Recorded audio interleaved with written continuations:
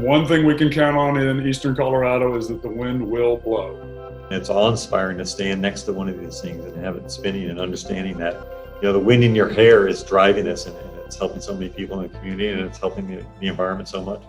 Anytime you can bring any kind of a project to rural Colorado, it's a win-win. And it also is going to help the landowners that are in the project with annual payments. For people in agriculture, diversification is always good. So whether you grow crops or raise livestock, you are always at the mercy of the weather. So the wind towers provide some financial stability in years when the wind just blows hot and dry, which is kind of what it's done this year.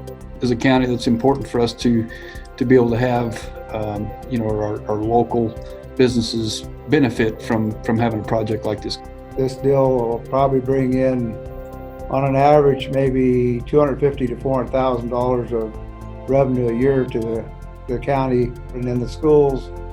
The Burlington School District will benefit from it. As we look at further renewables or further things in any of the energy sectors, this has set a good example for those to realize that Eastern Plains would be a good place to bring in their business.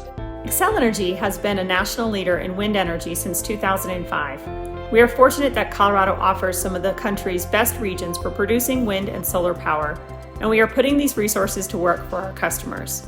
The Cheyenne Ridge Wind Project is a key component of Xcel Energy's larger vision to reduce carbon emissions 80% by 2030 from the electricity we provide and deliver 100% carbon-free electricity by 2050. I'm proud to work for a company that is dedicated to reducing carbon and delivering clean, low-cost, reliable energy to its customers. To our project team of employees, contractors, suppliers, and everyone else behind the scenes, I say thank you. I would like to congratulate Xcel Energy on the successful completion of the Cheyenne Ridge Wind Project. I'd also like to thank the local landowners for welcoming us into the community. And finally, I'd like to thank all of the men and women who worked tirelessly on this project to make it a reality in spite of the pandemic. Provide clean air in such a beautiful part of the country, and to do it in such a way that is that's meaningful for all the people that are involved. It's super significant, and it's why I'm a part of this industry.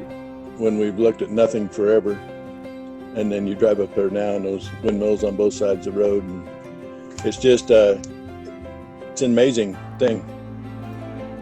It was an honor to be part of such a large, important project that helps Xcel Energy reach its goals.